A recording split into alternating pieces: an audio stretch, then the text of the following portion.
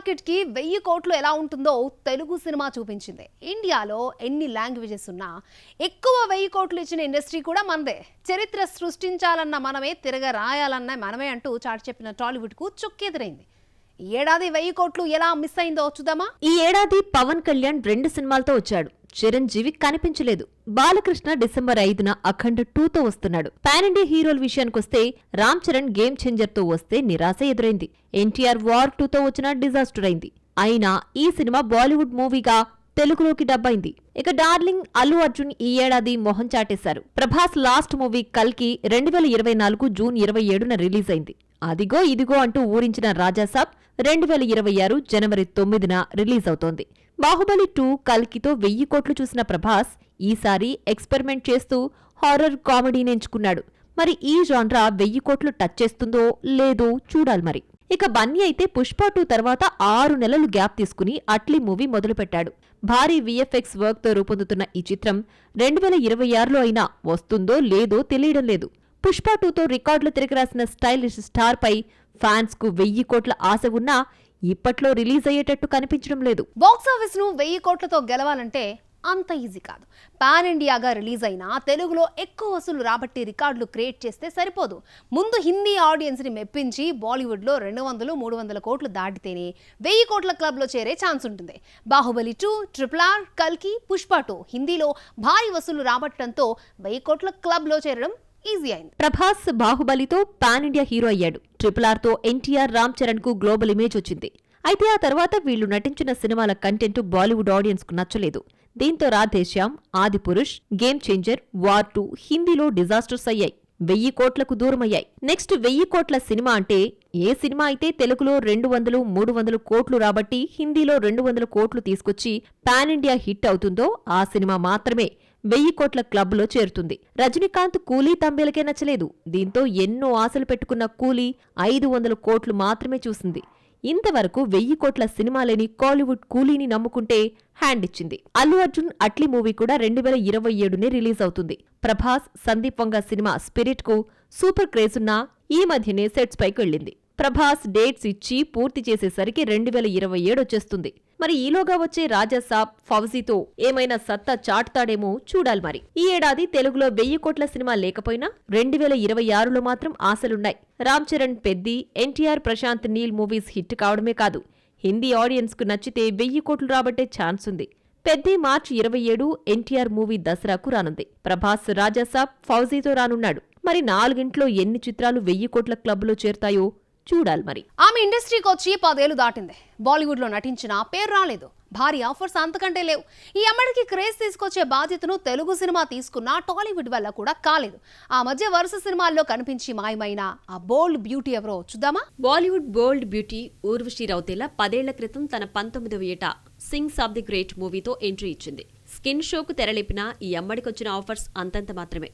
తెలుగులో ఎంట్రీ ఇచ్చిన 3 ఏళ్లలో 5 సినిమాలు చేసింది. ఊర్వశి రౌతేల బ్లాక్ రోజ్ సినిమాలోని ఐటమ్ సాంగ్ తో తెలుగు ప్రేక్షకులకు పరిచయమైంది. అయితే బ్లాక్ రోజ్ మూవీలో ఐటమ్ సాంగ్ చేసిన సంగతే తెలీదు. వాల్తేరు వీరయ్యలో ఐటమ్ సాంగ్ చేసిన తర్వాత తెలుగులో బిజీ అయింది. తెలుగులో ఫస్ట్ ఐటమ్ హిట్ కావడంతో ఐటమ్ సాంగ్స్ కి ఊర్వశి కేర్ ఆఫ్ అడ్రస్ అయిపోయింది. వరుసపెట్టి ఏజెంట్, బ్రో, స్కందాలో తళుక్కున మెరిసింది రౌతేల. హిట్ ఐటమ్ గర్ల్ ఊర్వశి కాస్త రాను ఐరన్ లెగ్ అయిపోయింది. 4 సినిమాలు చేస్తే వాల్తేరు వీరయ్య తప్ప బ్రో, ఏజెంట్, స్కంద నిరాశపరిచాయి. హ్యాట్రిక్ హీరో బాలయ్య ఆశీస్సులతో డాకు మహారాజ్లో ఏకంగా పోలీస్ ఇన్స్పెక్టర్ రోల్లో కనిపించింది ఊర్వశి. అదృష్టం బాగుంటే కాంతర చాప్టర్ 1లో నటించేది ఊర్వశి.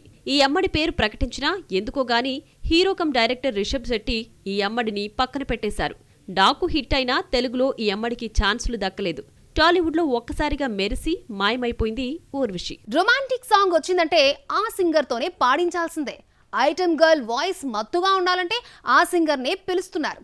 ఈ మధ్యకాలంలో ఫీలింగ్స్ మిక్స్ చేసి ఇంప్రెస్ చేస్తున్న ఆ సింగర్ ఎవరో చూద్దామా. తన హస్కీ వాయిస్ తో బాలీవుడ్ ను ఊపేస్తున్న మధుబంతి బక్షి ఓజీలోని ఐటమ్ సాంగ్ తో తెలుగులోకి ఎంట్రీ ఇచ్చింది. కెరీర్ స్టార్ట్ చేసి 7 ఏళ్లైన తర్వాత ఈ బెంగాలీ సింగర్ ను తమన్ తెలుగులోకి తీసుకొచ్చాడు. ఓజీ రిలీజ్ అయిన వారం తర్వాత కిస్ కిస్ బ్యాంగ్ బ్యాంగ్ అంటూ సాగే ఐటమ్ సాంగ్ ను యాడ్ చేశారు. ఇందులో ఐటమ్ గర్ల్ గా నేహా శెట్టి మెరిసింది.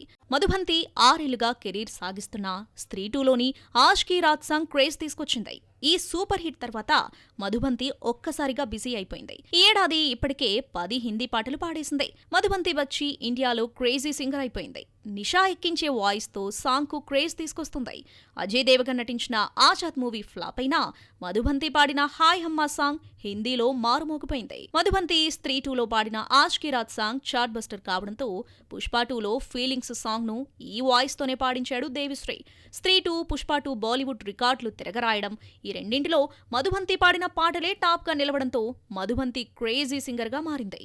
సినిమా హిట్ అయితే హీరో హీరోయిన్ల కాంబినేషన్ రిపీట్ కావడం కామనే. అయితే ఒక్కోసారి ఎవరు దొరక్క కాంబినేషన్ రిపీట్ చేస్తూ ఉంటారు.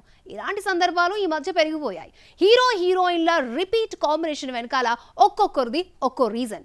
రిపీట్ అవుతున్న ఆ కాంబినేషన్స్ ఏంటో చూద్దామా? చిరంజీవి నయనతార కాంబినేషన్ 3వ సారి రిపీట్ అవుతోంది. సైరాలో భార్యాభర్తల్లా నటించిన చిరంజీవి, నయన మన శంకర వరప్రసాద్లో విడిపోయిన భార్యాభర్తల్లా కనిపిస్తున్నారు. మధ్యలో వచ్చిన గాడ్ ఫాదర్లో అన్నా చెల్లెలుగా నటించారు. ఈ ఇద్దరి కాంబోలో సరైన హిట్ లేకపోయినా ఈ సెంటిమెంట్ ను అనిల్ రావిపూడి పట్టించుకోలేదు. బాలకృష్ణ, నయనతారది సూపర్ హిట్ పేరు కావడంతో 4వసారి కలిసి నటిస్తున్నారు. సింహ, శ్రీరామరాజ్యం, జైసింహ హిట్స్ తర్వాత నయన మరోసారి బాలయ్యతో జతకడుతోంది. గోపిచంద్ మలినేని డైరెక్షన్లో రూపొందే సినిమాలో బాలయ్య సరసన నయన్ హీరోయిన్ గా సెలెక్ట్ అయింది. కెరీర్ స్టార్ట్ చేసి 43 ఏళ్లు దాటినా ఇప్పటికీ క్రేజీ ఇమేజ్ తో దూసుకుపోతోంది Tabu. Bollywood top character artist గా భారీ రెమ్యునరేషన్ తీసుకుంటున్న టబు నాగార్జునతో ఆడి పాడనుంది. నాగ్ నటిస్తున్న 100వ సినిమాలో హీరోయిన్ గా టబుని సెలెక్ట్ చేశారని తెలిసింది. ఈ ఇద్దరి కాంబోలో వచ్చిన నిన్నే పిల్లడతా బ్లాక్ బస్టర్ కాగా ఆవిడ మా ఆవిడే హిట్ అయింది. హిట్ పేర్స్ చాలా మంది ఉంటారు, కానీ కెమిస్ట్రీ కలిసిన జంటలు తక్కువగా కనిపిస్తాయి. కెమిస్ట్రీ కలిస్తే చాలు సినిమా హిట్ ఫ్లాప్ తో సంబంధం ఉండదు. ఆ ఇద్దరిని మరొకసారి వెండితెరపై చూడాలి అనుకుంటారు. టాలీవుడ్ లో కెమిస్ట్రీ బాగా పండిన ఆ జంట 3వ సినిమాతో ముందుకొస్తోందా? ఇంతకీ ఆ ప్రేమ పావురాలు ఎవరు? విజయ్ సంకృత్యాన్ మూవీలో రష్మిక హీరోయిన్ అంటూ వస్తున్న వార్తలకు మైత్రి స్పందిస్తూ వేచి చూద్దాం అని అర్థం వచ్చేలా #HMM Let's See అని రష్మికను ట్యాగ్ చేసింది. దీనికి ఆమె రిప్లై ఇస్తూ ఓకే అంటూ నవ్వుతున్న ఇమోజీలను పోస్ట్ చేసింది. దీంతో ఈ లవర్స్ మరోసారి జతకడుతున్నారంటూ రౌడీ ఫ్యాన్స్ ఫీల్ అవుతున్నారు. చిన్న సినిమాగా రిలీజ్ అయి పెద్ద హిట్ కొట్టిన బేబీ కాంబో రిపీట్ అవుతోంది. ఆనంద్ దేవరకొండ, వైష్ణవి చైతన్య జంటగా నటిస్తున్న ఈ సినిమాతో 90s middle class biopic series తీసిన ఆదిత్య హాసన్ దర్శకుడిగా పరిచయమవుతున్నాడు. స్టాలిన్ ఫ్లాప్ అయిన చిరంజీవి త్రిష కాంబినేషన్ రిపీట్ అయింది. ఇద్దరూ కలిసి నటించిన స్టాలిన్ ఫ్లాప్ కాగా విశ్వంభరలో మరోసారి జంటగా కనిపించనున్నారు. సోషియో ఫ్యాంటసీ థ్రిల్లర్ గా రూపొందుతున్న ఈ సినిమా బింబిసారా ఫేమ్ వశిష్ఠ డైరెక్షన్ లో రూపొందుతోంది.